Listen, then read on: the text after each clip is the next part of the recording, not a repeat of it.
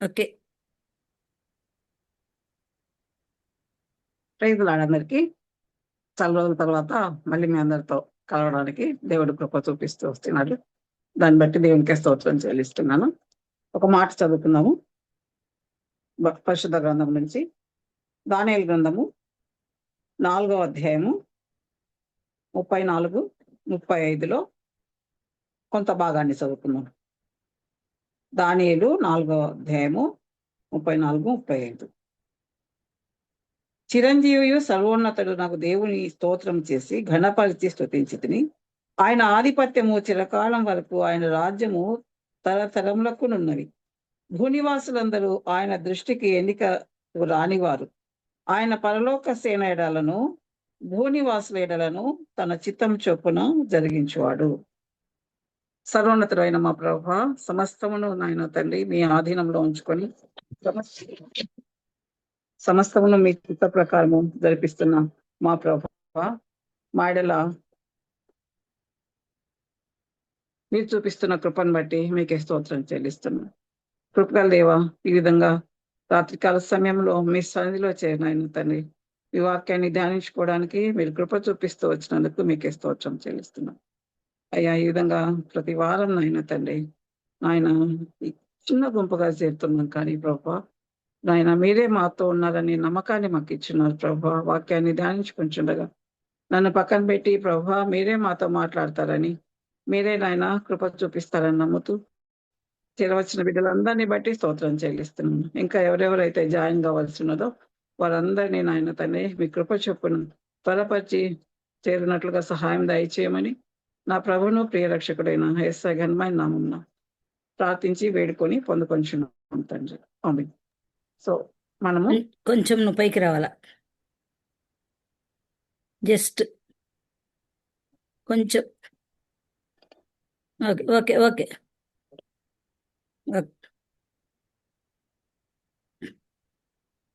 Yes.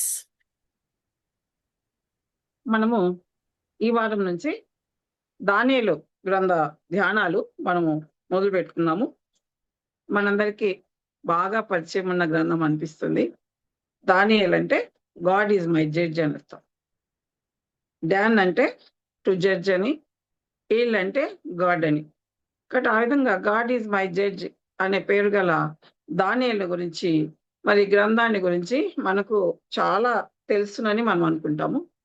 So మనము మరి మీరు కూడా చెప్తే బాగుంటుంది. ఏమేమి తెలుసు దానియేలు గురించి? 1-2 పాయింట్స్ చెప్తారా?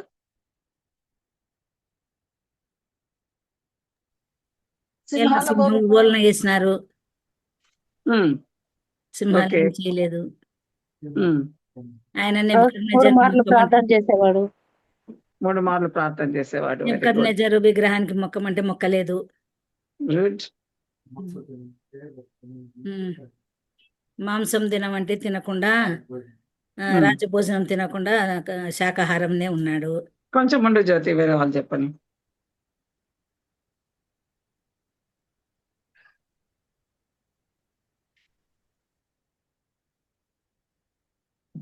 ఓకే.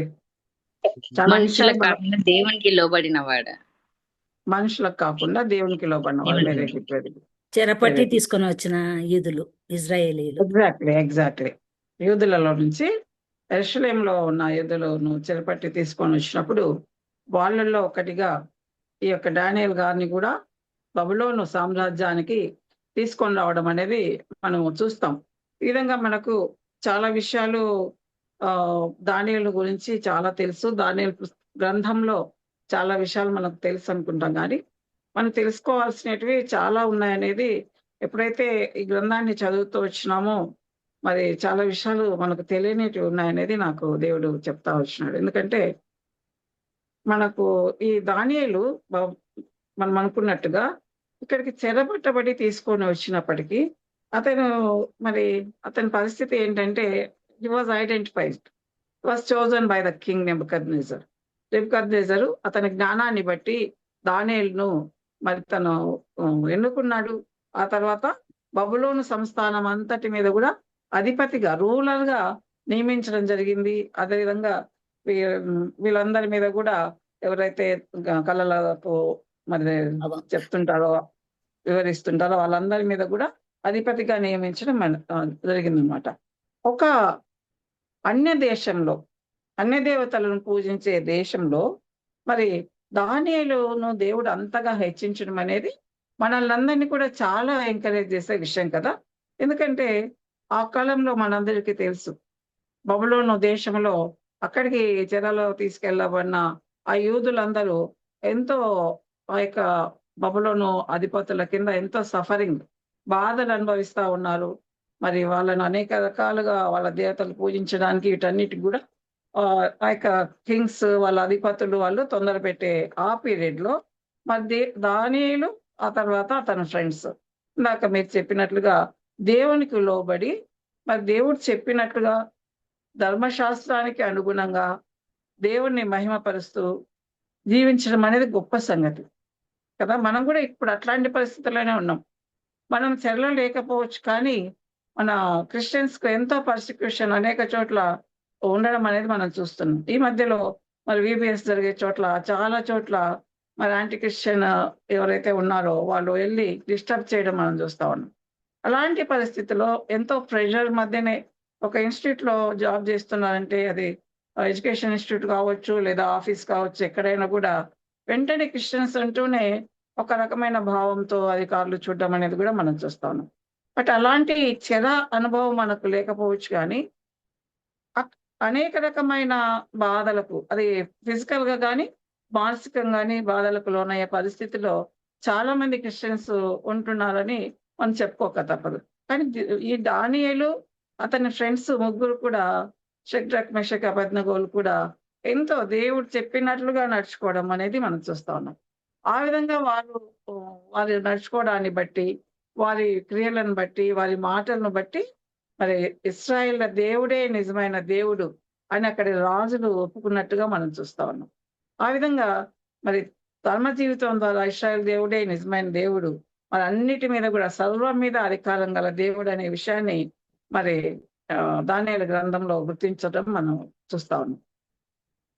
అదే విధంగా రూలర్ మాత్రమే కాదు, కానీ గొప్ప ప్రవక్తగా దానియేలు ఉండడం మనం చూస్తా ఉన్నాం అన్నమాట. చూసుకుంటే మనకు పాత నిబంధనకు కొత్త నిబంధనకు, ఓల్డ్ టెస్టిమెంట్ న్యూ టెస్టిమెంట్ కు మధ్యన ఒక గ్యాప్ పీరియడ్ ఉండము, మోర్ దెన్ 400 years గ్యాప్ ఉండడం మనం చూస్తాం. ఆ గ్యాప్ పీరియడ్ లో ఏం జరిగింది, ఎలాంటి రాజులు పరిపాలించినారు, ఆ పరిస్థితులు ఏంటి, వీటన్నిటి గురించి కూడా మరి ఇంటర్ టెస్టామెంటల్ పీరియడ్ అంటారు దాన్ని. ఆ పీరియడ్ లో ఏం జరిగింది అనే విషయాలు అనేకమైన వాటిని ప్రవచించడం అనేది దానియేలు గ్రంథంలో మనం చూస్తాం. దానియేలు ద్వారా అవన్నీ కూడా ప్రవచించబడ్డం చూస్తాం. అందుకనే కొంతమంది ఏమన్నారంటే, అసలు దానియేలుకి ఎట్లా తెలిసింది ఇవన్నీ, ఈ బుక్ అసలు దానియేలు రాయలేదేమో అని కూడా అనుమానపడినారు అనమాట. బుక్ అసలు దానియేలు అనే వ్యక్తే లేడు, ఈ బుక్ కూడా దానియేలు రాయలేదు అని చాలా మంది చెప్పడం జరిగింది. అయితే ఆ తర్వాత మరి ఇవన్నీ తప్పు, దానియేలే ఈ గ్రంథాన్ని రాసినాడు అనే విషయం, దానియేలు అనే వ్యక్తి ఉన్నాడు అనే విషయం స్పష్టమైంది. ఒకసారి మనము యెహెజ్కేలు గ్రంథాన్ని చూస్తే, యెహెజ్కేలు గ్రంథము 14వ అధ్యాయంలో, యెహెజ్కేలు గ్రంథము 14వ అధ్యాయం 14వ వచనం చదువుతున్నాను. నోవహు, దానియేలును, యోబును ఈ ముగ్గురు అట్టి దేశంలో నుండినను వారు తమ నీతి చేత తమను మాత్రమే రక్షించుకుందరు, ఇదే ప్రభువు యెహోవా. కాబట్టి ఇక్కడ యెహెజ్కేలు గారు చెప్తా ఉన్నారు, ముగ్గురుని గురించి ప్రస్తావిస్తున్నారు కదా. ఇక్కడ దానియేలు గురించి, నోవహును గురించి, యోబును గురించి ప్రస్తావిస్తున్నాడు. అంటే ఈ విధంగా మరి నోవహు అనే వ్యక్తి ఖచ్చితంగా ఉన్నాడని తెలుసు కాబట్టి దానియేలు కూడా అనే వ్యక్తి కూడా ఖచ్చితంగా ఉన్నాడు అని మనకు స్పష్టం అవుతోంది. అదేవిధంగా యెహెజ్కేలు 14:20లో కూడా మనం చదువుకుంటే ఆ మాటనే ఉంటుంది. అదేవిధంగా యెహెజ్కేలు 28:3లో కూడా ఆ మాటనే ఉంటుంది. ఈ విధంగా మరి దానియేలు అనే వ్యక్తి ఉన్నాడు, ఆయనే ఈ యొక్క గ్రంథాన్ని రాసినాడు అనేది మనకు తెలుస్తుంది. ఈ గ్రంథాన్ని దానియేలే రాసినాడు అనేది మనకు ఎట్లా తెలుస్తుందంటే, మనము మన ప్రభు అయిన యేసయ్య ఆయన దానియేలు గురించి ఒక చోట ఒక మాట చెప్తారు కదా. మత్తయి సువార్తలో, మత్తయి సువార్త 24వ అధ్యాయంలో ఒకసారి చూసుకున్నాము. మత్తయి సువార్త 24వ అధ్యాయం 15వ వచనం. మత్తయి 24:15.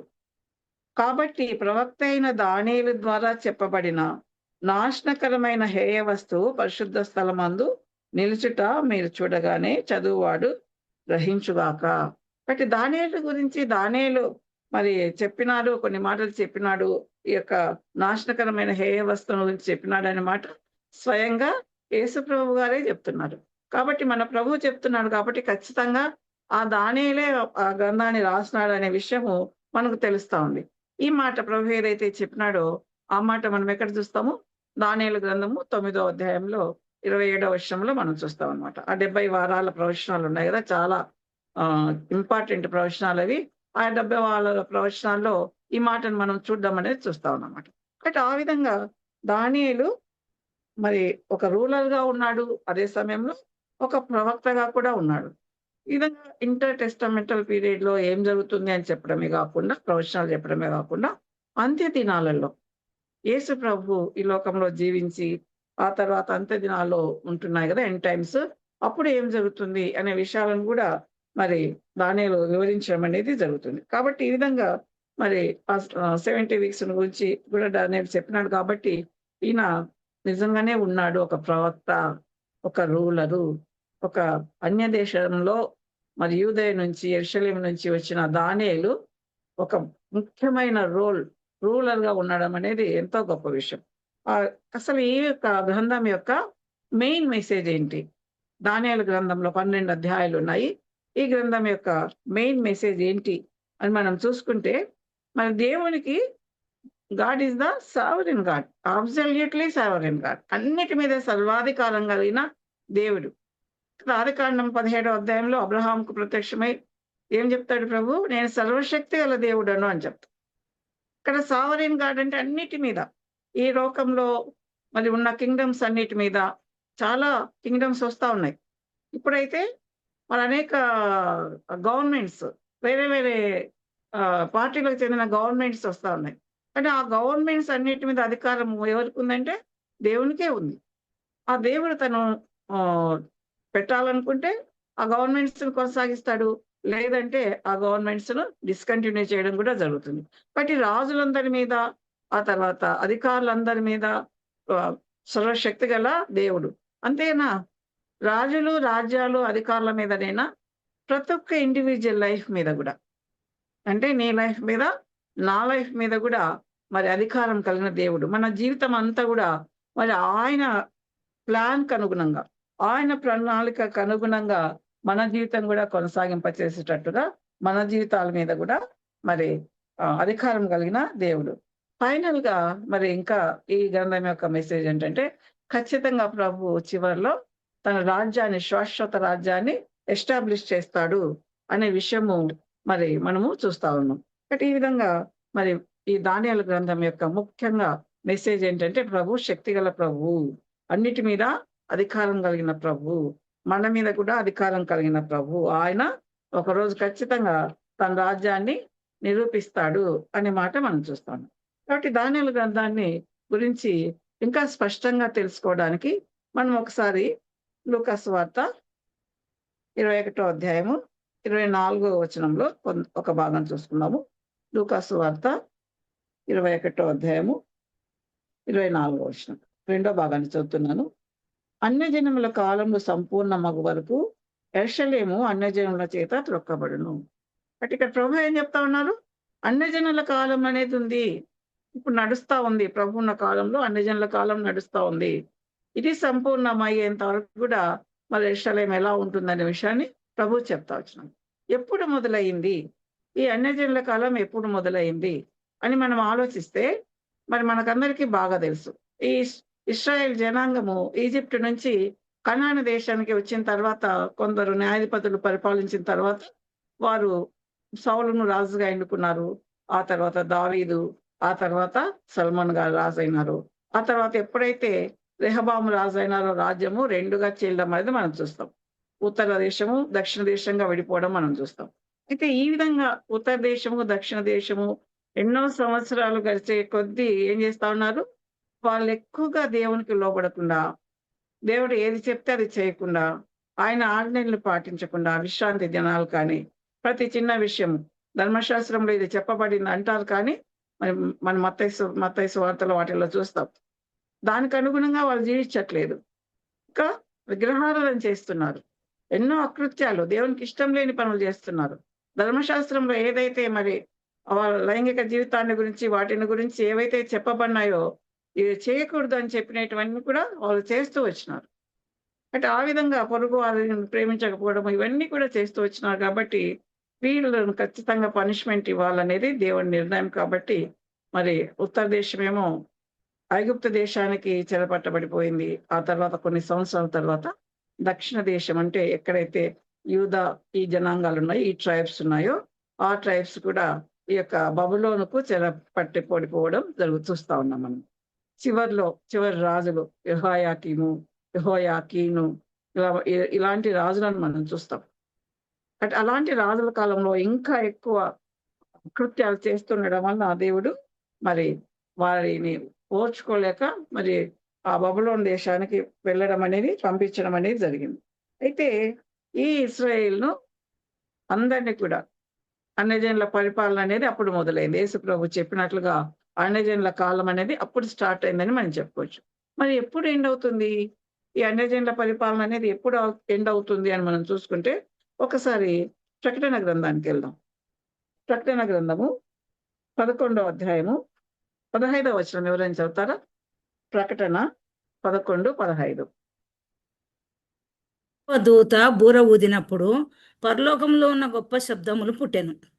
ఆ శబ్దములు ఈ లోక రాజ్యము మన ప్రభు రాజ్యమును ఆయన క్రీస్తు రాజ్యము నాయను. ఆయన యుగ యుగముల వరకు ఏలునెను. అంటే ఇదేంటి ఇక్కడ చెప్పబడింది ఏంటి? ఇప్పుడు అన్యజనుల కాలం ఉంది కానీ ఆ రాజ్యం ఏమవుతుందంటే ఈ లోక రాజ్యము ప్రభువు రాజ్యము ఆయన క్రీస్తు రాజ్యం అవుతుంది. సో అంతవరకు కూడా అన్యజనుల కాలము కొనసాగుతూనే ఉంటుంది. అది దాని గురించి మరి మన దానియేలు గారు కూడా చెప్పడం మనం చూస్తా ఉన్నాం. 2వ అధ్యాయంలో చూస్తే దానియేలు గ్రంథము 2వ అధ్యాయంలో మనం చూస్తే 44వ వచనం చదివితే, ఆ రాజుల కాలములలో పరలోకమందున్న దేవుడు ఒక రాజ్యము స్థాపించును, దానికి ఎన్నటికేని నాశనం కలగదు. ఆ రాజ్యము దాన్ని పొందిన వారికి గాక మరెవరికి చెందదు. ఏ రాజ్యం ఇది? పరలోక రాజ్యం, ఎటర్నల్ కింగ్డమ్. ఎటర్నల్ కింగ్డమ్ అనేది ఎస్టాబ్లిష్ కావడంతో, అంటే ప్రభు 2వ రాకడలో వచ్చిన తర్వాత అప్పుడు అన్యజనుల కాలం అనేది సంపూర్ణమవుతుంది. అంతవరకు కూడా మరి అన్యజనుల రాజ్యాధికారం అనేది కొనసాగుతూనే ఉంటుంది. అయితే ఈ మాటను మనం గుర్తుపెట్టుకుందాం. ఇప్పుడు చదివిన వచనంలో ఏంటంటే ఆ రాజ్యము దాన్ని పొందిన వారికి గాక మరెవరికి చెందదు.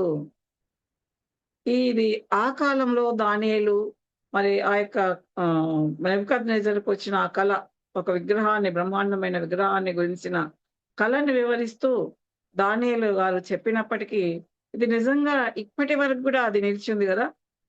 ఆ పరలోక రాజ్యం అనేది ఎటర్నల్ కింగ్డమ్ అనేది దాంట్లో అది పొందిన వాళ్ళకు మాత్రమే చెందుతుందంట. ఎవరు ఆ పొందిన వాళ్ళు అంటే ఎవరైతే యేసు ప్రభునందు విశ్వాసం ఉంచుతారో, ఆయనను తన సొంత రక్షకునిగా అంగీకరించి ఆయన మాటల ప్రకారం జీవిస్తారో అప్పుడు వారు ఆయన తిరిగి వచ్చినప్పుడు అంటే ర్యాప్చర్లో ఎత్తబడతారు. ఆ తర్వాత మళ్ళీ 2వసారి వచ్చినప్పుడు ఆయనతో పాటు ఈ భూలోకంలో రాజ్యం వెళ్ళడం ఇవన్నీ చేస్తారు. కాబట్టి ఆ నిరంతరం ఉండే ఆ రాజ్యము ఎస్టాబ్లిష్ చేయబడుతుంది. సో మనం ఇప్పుడు ఏ రాజ్య కాలంలో ఉన్నామో?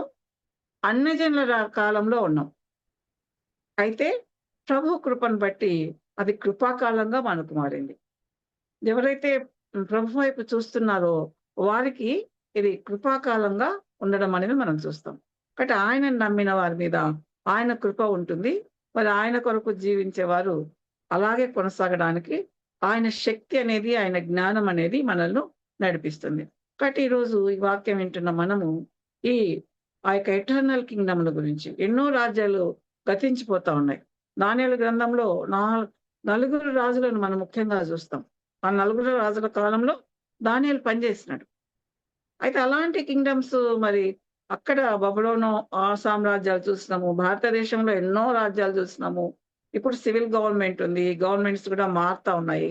కానీ నిరంతరం ఉండే రాజ్యం, ఎప్పుడు మారని రాజ్యంలో మనం ఉండడానికి మనం ప్రతి ఒక్కరం కూడా ఇష్టపడుతున్నామా? ఇష్టపడితే ఖచ్చితంగా సిలువ వైపు చూడాలి. ఇప్పటికే సిలువ వైపు చూసి ప్రభుతో మరి రక్షణ భాగ్యాన్ని పొంది ఆయన బిడ్డలుగా మారి ఆయనతో సంబంధం కలిగి ప్రత్యక్షంగా ఆయనతో సంబంధం కలిగిన వారు ధన్యులు. అలాంటి వారు మరి ఆయన కొరకు ఎదురు చూస్తూ ఆయన రాజ్యం కొరకు మరి కనిపెట్టుతూ సిద్ధపడతా ఉంటారు. కాబట్టి ఈ యొక్క దానియేలు గ్రంథము పూర్వకాలంలో రాసినప్పటికీ ఇప్పటికి కూడా మనందరికి కూడా మరి దాన్ని ఫాలో కావడానికి మనకు ఒక గైడ్ లాగా ఉంటుందని మనం చెప్పుకోవచ్చు. ఇంకొక విషయం ఆలోచిస్తే అలాంటి పర్సిక్యూషన్ ఉన్న పీరియడ్ లోనే, ఎంతో అన్యజనుల దేశంలో పర్సిక్యూషన్ ఉన్న పీరియడ్ లోనే దానియేలు మరి అంతే కాకుండా అతని ఫ్రెండ్స్ కూడా అందరు కూడా మరి ఏం చేశారు, వాళ్ళు రాజుని ఎదిరించినారు. ఇలా చేయండి అని రాజు చెప్పినప్పుడు అది దేవునికి సమ్మతం కాదన్నప్పుడు మరి ఆ విధంగా విగ్రహాన్ని పూజించడం కానీ లేదా ప్రార్థించడం మానుకోవడం కానీ ఇది చేయలేదు. అంటే వాళ్ళు కూడా మానవులే కదా, వాళ్ళు చేయగలిగినప్పుడు మనం ఎందుకు చేయలేము? దేవుని చిత్త ప్రకారము, దేవుని గైడెన్స్ ప్రకారము మనం ఎందుకు నడచలేము? ఈ కాలంలో ఉన్న మనందరికి కూడా దానియేలు గ్రంథంలోని ఈ విషయాలు మనకు గైడింగ్ ప్రిన్సిపల్స్ గా మనము చెప్పుకోవచ్చు. ఆ విధంగా ఇప్పుడు అన్నజనుల కాలం నడుస్తా ఉంది. హిస్టరీ ఏం చెప్తా ఉంది? ఆ యొక్క చివరి రాజులు, 3 రాజుల కాలంలో నెబుకద్నెజరు వచ్చి ఆ యొక్క యెరూషలేమును జయించడం మనం చూస్తాం. 605 BC 605 క్రీస్తు పూర్వ కాలంలో మరి మొట్టమొదటిసారి యెరూషలేమును జయించినాడు నెబుకద్నెజరు. అప్పుడే దానియేలును బబులోను రాజ్యానికి తీసుకొని పోవడం జరిగింది. ఆ తర్వాత 597 BCలో మరి రెండోసారి కూడా జయించినాడు. అప్పుడు యెహెజ్కేలును ఇంకా 10,000 మందికి పైగా యూదులను తీసుకొని వెళ్ళడం జరిగింది. ఆ తర్వాత 586 BCలో మళ్ళీ మూడవసారి కూడా మరి యెరూషలేమును జయించినారు. అప్పుడు సిద్కియా రాజుగా ఉన్నాడు. ఆ సిద్కియా రాజుగా ఉన్నప్పుడు ఎవరెవరైతే మిగిలిన వాళ్ళు ఉన్నారో వాళ్ళలో చాలా మందిని సిద్కియాను కూడా తీసుకొని పోవడము, సిద్కియా కళ్ళు తీసివేయడము, ఇదంతా కూడా మనము పరిశుద్ధ గ్రంథంలో చదువుతాం. అప్పుడే ఆ 3వ ఇన్వేషన్ లోనే ఏం చేశారు, నెబుకద్నెజర్ గారు యెరూషలేమునంతటిని పాడు చేశారు. అంతేకాకుండా దేవాలయాన్ని పడగొట్టారు. ఆ దేవాలయంలోని వస్తువులన్నిటినీ బబులోను రాజ్యానికి తీసుకొని వెళ్ళడం మనం చూస్తాం. ఆ తీసుకొని వెళ్ళినారు అనే విషయాన్ని మనం దానియేలు గ్రంథంలో 1-2 వచనాల్లో మనం చూస్తాం అన్నమాట. బట్ ఆ విధంగా హిస్టరీలో చూస్తే దానియేలు 605 BCలో ఈ యొక్క బబులోను దేశానికి తీసుకొని వచ్చినారు అనే విషయం మనకు తెలుస్తుంది. అయితే ఒక విషయం తెలుసా, ఈ విధంగా మరి ఇశ్రాయేలుకు పనిష్మెంట్ ఇవ్వడానికి నెబుకద్నెజరును మరి ప్రభువే ఏర్పరచుకున్నాడు. ఆయన నెబుకద్నెజరు అనే ఆయన సొంత బలము అదంతా కాదు, కానీ ప్రభు చేతిలో ఒక ఇన్స్ట్రుమెంట్ గా నెబుకద్నెజరు ఉన్నాడు అనే విషయం మనం చూసుకోవచ్చు. ఇర్మియా గ్రంథంలో ఎవరైనా ఒక్కసారి ఇర్మియా గ్రంథము 27వ అధ్యాయము 6వ వచనం చదువుతారా? ఇర్మియా 27:6.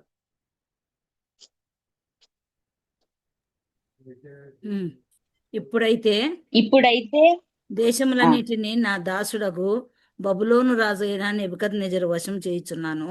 అతన్ని సేవించుటకై కాబట్టి ఎవరు వశం చేస్తున్నారు? నెబుకద్నెజరు వశం ఎవరు చేశారు? దేవుడు, ప్రభువే చేశారు. ఎందుకు ఆ విధంగా ప్రభు చేశారు అనే విషయం ఆలోచిస్తే ఒకసారి ఇదే ఇర్మియా గ్రంథంలో 24వ అధ్యాయంలో చూస్తే 1-7 వరకు ఉన్న ఉదంతం ఒక ఉపమానం చెప్తా వచ్చినారు ప్రభు. అది 2 గంపలలో అంజూరపు పండ్లు ఉన్నాయి. ఈ 2 గంపలలో ఉన్న అంజూరపు పండ్లు ఒక గంపలో ఉండేటేమో చాలా చెడిపోయి మరి తినడానికి పనికిరానిగా ఉన్నాయి. 2 గంపలో ఉండే అంజూరపు, బట్ ఇక్కడ 2 గంపలలో ఒక దాంట్లోనేమో పూర్తిగా చెడిపోయినవి, తినడానికి యోగ్యంగా లేనవి ఉన్నాయి. ఒక దాంట్లోనేమో మంచి పండ్లు ఉన్నాయి. సో ఈ మంచి పండ్లను గురించి మనకు 5వ వచనం నుంచి 7వ వచనం వరకు ఉంటుంది ఈ యొక్క ఇర్మియా గ్రంథము 24వ వచనంలో. కాబట్టి అదంతా మనము చదవం, కానీ సమయాభావాన్ని బట్టి 7వ వచనం మాత్రం మనం చదువుకుందాము. అక్కడ మేలు కలగడానికే నేను వాళ్ళకి తీసుకెళ్తున్నాను, కాబట్టి మళ్ళీ కడతాను వాళ్ళను అని చెప్తూ ప్రభు ఏం చెప్తాడంటే 7వ వచనంలో, వారు పూర్ణ హృదయంతో నా యొద్దకు తిరిగి రాగా వారు నా జనులగునట్లు నేను వారి దేవుడనగునట్లును నేను యెహోవానని నన్ను ఎరుగు హృదయంను వారికి ఇచ్చేదను. సో ఇప్పుడు ఎలా ఉన్నారు? చెరకు వెళ్ళక ముందు దేవునికి అగెనిస్ట్ గా ఉన్నారు. ప్రతి విషయంలో దేవునికి ఇష్టం లేని పనులే వాళ్ళు చేస్తా ఉన్నారు. మనం అవి చదువుతా ఉంటే ఎందుకు ఇట్లా చేస్తా ఉన్నారని చాలా ఆశ్చర్యం వేస్తుంది. ఆయన మనష్షే అనే కింగ్ అయితే తన కుమారులను విగ్రహాలకు బలిగా అర్పించడం మనం చూస్తాం. అక్కడనే దేవునికి చాలా కోపం వస్తుంది మనష్షే చేసిన పనికి. ఆ విధంగా దేవునికి ఇష్టం లేని పనులన్నీ వాళ్ళు చేస్తున్నారు కాబట్టి పనిష్మెంట్ గా బబులోనికి రాజ్యానికి తీసుకెళ్లడం అనేది జరిగింది. అయితే దేవుని ఉద్దేశం ఏంటి? అక్కడ నివసించినప్పుడు వాళ్ళు నేర్చుకుంటారు. ఆ యొక్క శ్రమల వలన అవును కదా దేవుణ్ణి విడిచిపెట్టి వచ్చినాం కదా అని వాళ్ళు నేర్చుకుంటారు. మనము జకర్యా గ్రంథము స్టడీ చేసేటప్పుడు మనం ఒక మాట నేర్చుకున్నాం కదా, వాళ్ళు ఈ యొక్క చెరలోకి తీసుకువెళ్ళడము, యెరూషలేము నాశనం చేయడం అన్నప్పుడు వాళ్ళు ఏం చేస్తారంట, ఉపవాసాలు ఉండడం మొదలు పెట్టినారంట. గుర్తుందా? ఉపవాసాలు ఉండడం వాళ్ళు మొదలు పెట్టినారు. అప్పుడు వాళ్ళు దేవుడు మా తప్పులను బట్టే ఇలా చేస్తారు కదా అని ఒక నిర్ణయానికి వచ్చి వాళ్ళు ఉపవాసం చేస్తూ ఉన్నారనమాట. కాబట్టి ఆ విధంగా వాళ్ళను బాగు చేయడానికి, తన వైపు వాళ్ళను తిప్పుకోవడానికి ప్రభు ఈ పనిష్మెంట్ అనేది వాళ్ళకి ఇవ్వడం మనం చూస్తాము. అయితే వాళ్ళు తిరిగి వచ్చినప్పుడు వాళ్ళను నేను మళ్ళీ బాగా దీవిస్తాననే మాట చెప్తా ఉన్నారు ప్రభు. ఒకసారి మనం ఇదే ఇర్మియా గ్రంథంలో 29వ అధ్యాయంలో అక్కడ మీరు బబులోనుకి వెళ్తున్నారు కదా, అక్కడ మీరు హ్యాపీగా ఉండండి, మీరు అక్కడ బాగుపడతారని చెప్తా ఉన్నారు ఛాలెంజింగ్ గా. అటు యెహెజ్కేలు అదే చెప్తా ఉన్నాడు, ఇర్మియా ద్వారా కూడా ప్రభు అదే తెలియజేస్తా ఉన్నాడు. మీరు యెరూషలేములో ఉండాలని కోరుకోవద్దు, మీరు బబులోనుకి వెళ్ళాలనే కోరుకోండి, అక్కడే మీకు క్షేమం కలుగుతుంది అని ప్రభు చెప్తారనమాట. 5-7 వచనాలు మనం చూస్తే అక్కడ మీరు ఇల్లు కట్టించుకోండి 5వ వచనంలో, మరి తోటలు నాటుకోండి, పెళ్లిళ్ళు చేసుకోండి, ఇవన్నీ చెప్తా వచ్చి 7వ వచనంలో ఏం చెప్తున్నారు ప్రభు? నేను మిమ్మల్ని చెరగొని పోయిన పట్టణం యొక్క క్షేమం కొరకు కోరి దాని కొరకు యెహోవాను ప్రార్థన చేయుడి, దాని క్షేమము మీ క్షేమమునకు కారణమును. కాబట్టి ఇక్కడ చెప్తా ఉన్నాడు ప్రభు, మీరు అక్కడికి వెళ్ళిన తర్వాత బబులోను కొరకు, ఆ దేశానికి మీరు వెళ్తున్నారు కదా, అక్కడ దాని క్షేమం కొరకు ప్రార్థన చేయండి. ఎప్పుడైతే బబులోను క్షేమంగా ఉంటుందో అప్పుడు మీరు కూడా క్షేమంగా ఉంటారు అనే విషయాన్ని ప్రభు తెలియజేస్తా ఉన్నారు. కాబట్టి దీన్ని బట్టి మనము ఏం నేర్చుకుంటాము? మనం ఎక్కడున్నామో, ఏ దేశంలో ఉన్నామో, ఏ ఊర్లో ఉన్నామో, ఏ రాష్ట్రంలో ఉన్నామో ఆ రాష్ట్రం కొరకు ప్రార్థన చేయవలసిన అవసరం మనకుంది.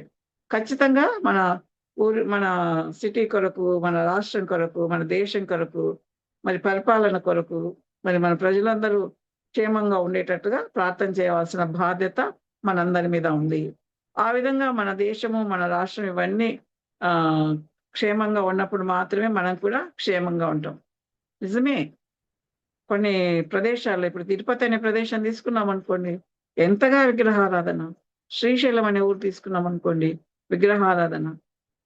ఇలాంటి వాటిలో ఒకవేళ మనం నివసిస్తున్నాం అనుకో, ఈవెన్ మన కర్నూలులో కూడా ఎన్ని టెంపుల్స్ ఉన్నాయి. ఎంతమంది ఆ టెంపుల్స్కి వెళ్తూ మరి సృష్టాన్ని పూజిస్తా ఉన్నారు.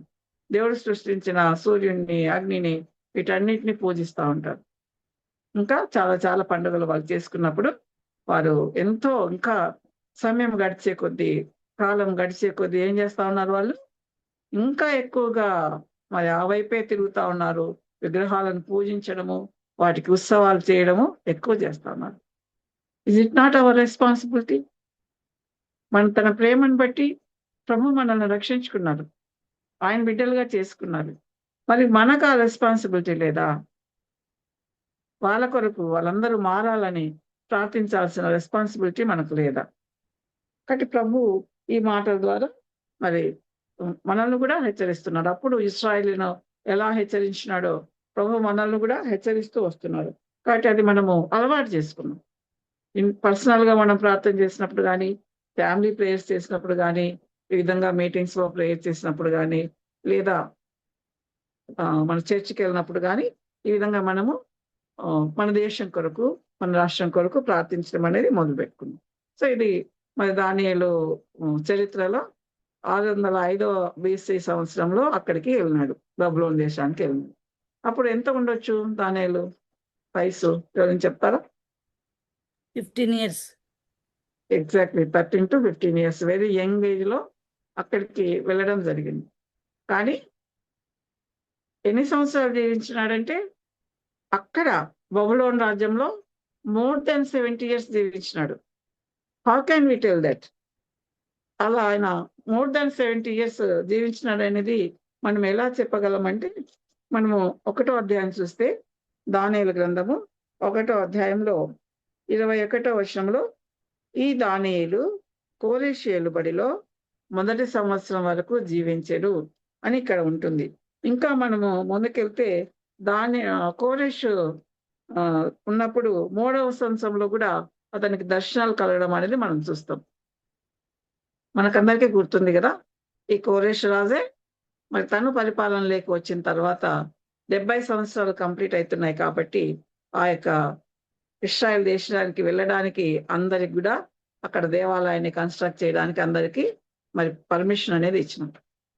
కాబట్టి ఏమర్థము, ఇశ్రాయేలీలు అక్కడికి వచ్చి బబులోనికి వచ్చి 70 years కంప్లీట్ అయింది అని అర్థం. కాబట్టి ఒక 15 years ఆ తర్వాత కోరెషు 70 years కంప్లీట్ చేసుకుంటే అప్పటికి 12 years. 85 years కంప్లీట్ అయినాయి. అంత వృద్ధాప్యంలో ఉన్నాడు. మనం చూస్తాం దర్యావేషు ఏలుబడిలో ఉన్నప్పుడు మన దానియేలు గారు ప్రార్థన, మీరందరూ చెప్పారు, ప్రార్థన చేస్తున్నాడు, ప్రార్థన చేయకూడదు అన్న ఆజ్ఞ ఉన్నప్పటికీ ప్రార్థన చేస్తున్నాడు 3 సార్లు అని మనం దాన్ని బట్టి మరి సింహాల గృహాలో అతను వేయడం అనేది మనం చూస్తాం. చిన్నప్పటి నుంచి అది విన్నప్పుడంతా మనకు దానియేలు పిక్చర్ ఎలా ఉంటుందంటే ఒక యంగ్స్టర్ ఉన్నట్టుగా, చుట్టూ మరి లయన్స్ ఉన్నట్టుగా మనకు ఒక ఊహా చిత్రం వస్తుంది. కానీ అప్పటికే దానియేలు చాలా వృద్ధుడుగా ఉన్నారు. అలాంటి వృద్ధాప్యంలో కూడా దానియేలు ఎంతో నమ్మకంగా 3 సార్లు దేవుని సన్నిధిలో యెరూషలేము వైపు తిరిగి ప్రార్థన చేస్తున్నాడు. ఎందుకు యెరూషలేము వైపు తిరిగి ప్రార్థన చేస్తున్నాడు? యెరూషలేము వైపు తిరిగి ప్రార్థన చేస్తే ఆ ప్రార్థనలు మీరు విని మా ప్రార్థనలు అంగీకరించమని మరి సల్మాన్ గారు టెంపుల్ కట్టినప్పుడు, ఆ యొక్క మొదటి మందిరం కట్టినప్పుడు దేవుణ్ణి ప్రార్థించడం మనం చూస్తాం. ఎప్పుడైతే ఈ యొక్క యూదులు పట్టబడతారో ఆ దేశంలో నుంచి ఈ మందిరం వైపు తిరిగి వాళ్ళు ప్రార్థించినప్పుడు, దయచేసి ఆ ప్రార్థన అంగీకరించు ప్రభువా అని అప్పుడు సొలొమోను గారు ప్రార్థించాడు. ఇవన్నీ దానియేలుకు తెలుసు. అన్ని గ్రంథాలను చదివే ప్రవక్త ఇతను. యవ్వనుడుగా ఉన్నప్పుడే వీటన్నిటిని చదువుతున్నారు కాబట్టి దానియేలు అతని ఫ్రెండ్స్ కూడా మరి దేవునికి మాట ప్రకారం జీవించడం అనేది మనం చూస్తా ఉన్నాం. ఆ విధంగా ఎంతో వృద్ధుడిగా ఉంటూ అనేక ప్రాఫెసీస్ దానియేలు చెప్పడం జరిగింది. దానియేలుకున్న ప్రత్యక్షతలు ఇవన్నీ చూస్తే చాలా ఆశ్చర్యం వేస్తుంది అనమాట. ఒక్కొక్క రాజకాలంలో అనేక విషయాలు బయలుపరుస్తూ వచ్చినాడు దానియేలు. సో ఎవరెవరి పీరియడ్ లో ఉన్నాడు? నెబుకద్నెజర్ పీరియడ్ లో ఉన్నారు, బెల్షస్సార్ పీరియడ్ లో ఉన్నాడు, ఆ తర్వాత దర్యావేషు పీరియడ్ లో ఉన్నాడు, తర్వాత కోరహు పాలనలో కూడా దానియేలు ఉండడం అనేది మనము చూస్తా ఉన్నాం. బట్ ఈ విధంగా దానియేలు గురించి మనం కొన్ని విషయాలు నేర్చుకుంటూ వస్తున్నాం కదా, ఇంకా కొన్ని మాత్రము నేర్చుకున్నాం. ఈ దానియేలు గ్రంథంలో ఎలాంటి విషయాలు ఉన్నాయి, ఎలా ఉన్నాయి అని మనం చూసుకుంటే మొత్తము 12 అధ్యాయాలు ఉన్నాయి. దానియేలు గ్రంథంలో 12 అధ్యాయాలు ఉన్నాయి. 1 నుంచి 6 అధ్యాయాలు, చాప్టర్స్ 1 to 6 ఎలా ఉంటుంది, అన్ని నేరేటివ్ సెక్షన్ అన్నమాట. అన్ని దాని గురించి వివరించడం, నరేట్ చేయడం అనేది మనం చూస్తా ఉన్నాం. అదేవిధంగా 7 నుంచి 12 అధ్యాయాలు రెండవ భాగాన్ని చూస్తే అది ప్రాఫిటిక్ సెక్షన్ గా మనం చూస్తాం. 7వ అధ్యాయం మొదలుకొని ఎన్నో ప్రాఫెసీస్ దానియేలు చెప్పడం మనం చూస్తాం అన్నమాట. అవన్నీ ఆ ప్రాఫెసీస్ అర్థం చేసుకోవాలంటే కూడా మనకు చాలా కష్టం. కాబట్టి అలాంటి ప్రాఫెసీస్ ఈ యొక్క దానియేలు గారు చెప్పడం జరిగింది. అదేవిధంగా లాంగ్వేజ్ విషయానికి వస్తే 1వ అధ్యాయము, ఆ తర్వాత 8 నుంచి 12 అధ్యాయాలు, 1వ అధ్యాయము 2వ అధ్యాయం 4వ వచనం వరకు, అదేవిధంగా 8 నుంచి 12 అధ్యాయాలు హీబ్రూ లాంగ్వేజ్ లో రాయబడినాయి.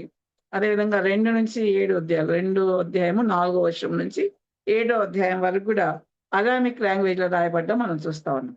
ఎందుకు ఆ డిఫరెన్స్ అంటే అక్కడి భాష, లోకల్ గా ఉన్న భాష అరామిక్ భాష కాబట్టి అక్కడ వాళ్ళకి అర్థం కావడానికి అరామిక్ లాంగ్వేజ్ లో దానియేలు గారు మాట్లాడడం అనేది మనం చూస్తాము. So what are the main themes? ఇంతవరకు విన్న దాన్ని బట్టి మరి దానియేలు గ్రంథంలో మెయిన్ థీమ్స్ ఏమై ఉండొచ్చు? ఒకటి రెండు చెప్పగలరా?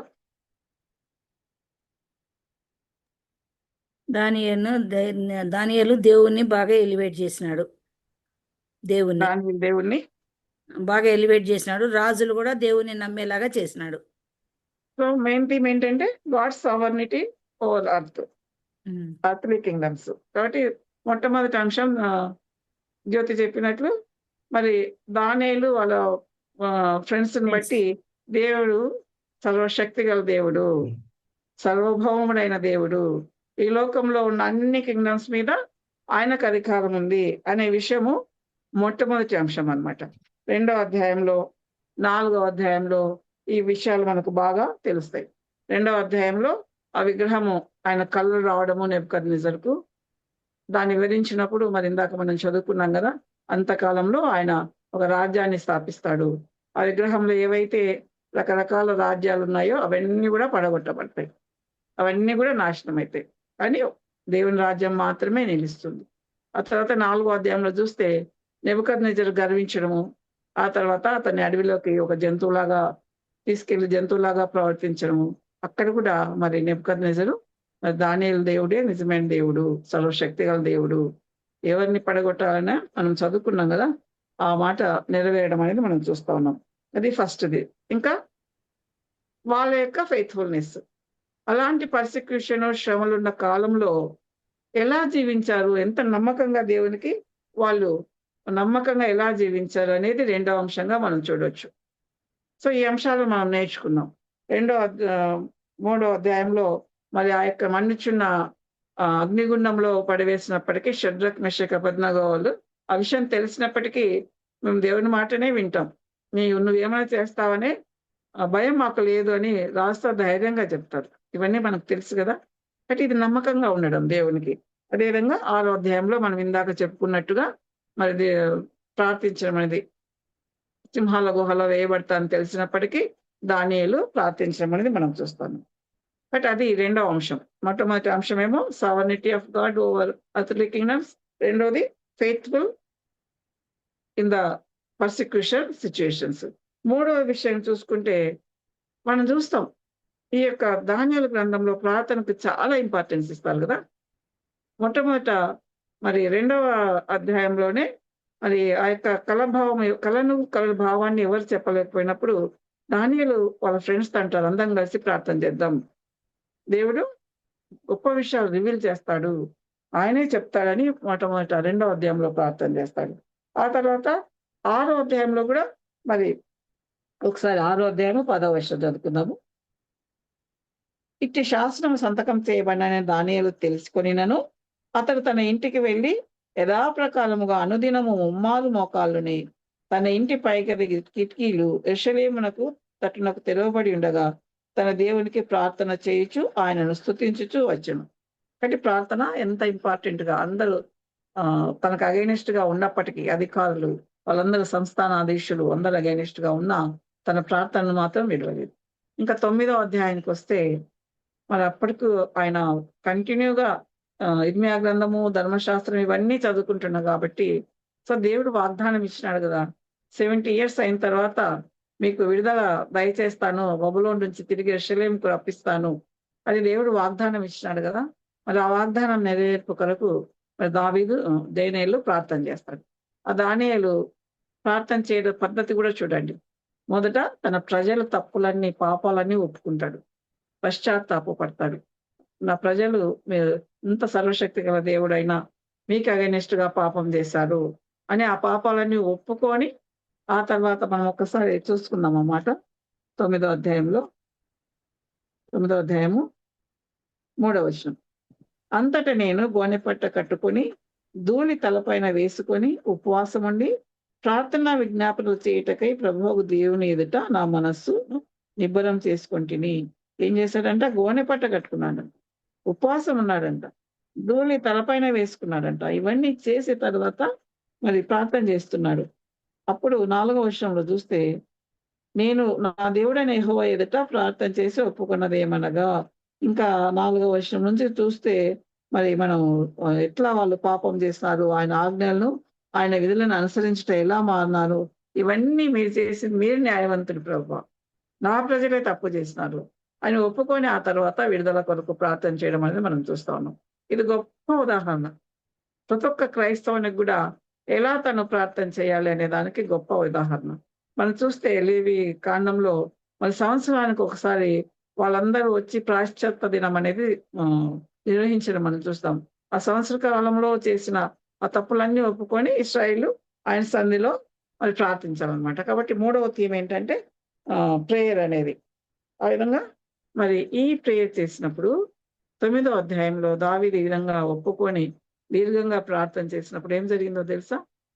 ఎంత కాలంలో ఉండే ఆ 70 వీక్స్ అనే దాని గురించిన రివిలేషన్ ఈ యొక్క దానియేలు గారికి రావడం జరిగింది. ప్రార్థనలో ఎప్పుడైతే ప్రభు సన్నిధిలో మోకరించి ప్రార్థన చేసినాడో గొప్ప రివిలేషన్ 70 వీక్స్ గురించి అప్పుడు ఎంత మాట్లాడుకున్నారో మనకు తెలియదు, కానీ అప్పుడు ఎంత అర్థమైందో మరి దానియేలుకు చుట్టుపక్కల ఉన్న వారికి తెలియదు, మనకు తెలియదు. కానీ ఇప్పుడైతే చాలా మంది క్రైస్తవులు ఈ 70 వీక్స్ ప్రాఫెసీని గురించి నేర్చుకోవాలని అనుకుంటా ఉన్నాం.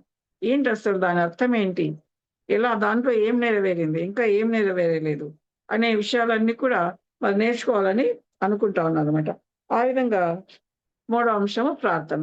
తర్వాత 4వ అంశము మరి అంతకాలంలో జరిగే విషయాలను గురించి, ఇమీడియట్ గా జరిగే విషయాల గురించి ప్రవచనాలు చెప్పడం, అది 4వ అంశం. ఆ తర్వాత లాస్ట్ అంశం ఏంటంటే main eternal Kingdom of God, ఒక హోప్, నిరీక్షణ. ఆ ఎవరైతే చెరలో ఉన్న వాళ్ళందరూ ఉన్నారో వాళ్ళందరికీ ఒక నిరీక్షణ కలిగేటట్టుగా, ఇదంతా తాత్కాలికము, మేము వీళ్ళ రాజ్యాధికారం కింద మేమున్నాము, కానీ మా ప్రభు మా కొరకు ఒక ఎటర్నల్ కింగ్డమ్ ఎస్టాబ్లిష్ చేయబోతున్నాడు అనే ఒక నిరీక్షణ వాళ్ళకు వచ్చింది. కాబట్టి వాళ్ళు ఆ యొక్క చెరలో ఉన్న బాధలన్నింటినీ తట్టుకోవడానికి అది వారికి తోడ్పడింది అని చెప్పుకోవచ్చు. కాబట్టి 5 థీమ్స్ ఏంటంటే మెయిన్ గా God is the power in God. Second one is ఎలాంటి పరిస్థితులైనా మనము ఫెయిత్ఫుల్ గా ఉండాలి, పర్సిక్యూషన్స్ లో కూడా, శ్రమలలో కూడా ఫెయిత్ఫుల్ గా ఉండాలి. అప్పుడు దేవుడు మనకు ఆశీర్వదిస్తాడు, మనతో ఉండి మనల్ని నడిపిస్తాడు. ఆ తర్వాత ప్రార్థన, ప్రేయర్, ఆ తర్వాత ప్రాఫెసీస్,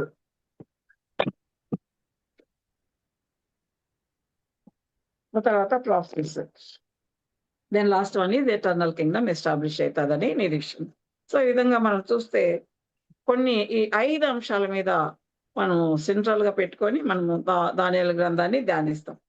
చివర్లో ముగింపుగా ఒక విషయం మాత్రము డిస్కస్ చేసుకుందాం. అదేంటంటే దానియేలు గారికి అదేవిధంగా ప్రభు శిష్యుడైన యోహాను గారికి ఉన్న కంపారిజన్, ఏమన్నా పోలికలు ఉన్నాయా దానియేలుకు యోహాను గారికి? ప్రాఫెసీస్, యా ఎగ్జాక్ట్లీ కరెక్ట్ జ్యోతి. ఇద్దరికి కూడా అనేకమైన రివిలేషన్స్ ఉన్నాయి. దానియేలు గారికి ఇంటర్ టెస్టమెంటల్ పీరియడ్ గురించి, అంత్య దినాల గురించి రివిలేషన్ ఉంది. యోహాను గారు ప్రకటన గ్రంథాన్ని రాస్తున్నారు కాబట్టి ఆ ఎండ్ టైమ్స్ రివిలేషన్స్ ఉన్నాయి. Very good. రాజులకు భయపడలేదు, రాజులకు భయపడలేదు, భయపడలేదు. ఇద్దరు కూడా హింసలు పొందినారు. అబ్రహాము స్నేహితుడు అన్నారు, దానియేలు ఏమన్నారు? దానియేలు నీవు బహుప్రియుడవు. దూతలు చెప్తారు కదా, దానియేలు నీవు బహుప్రియుడవు అని చెప్తారు. కాబట్టి 3 సార్లు దానియేలు బహుప్రియుడుగా పిలువబడినారు.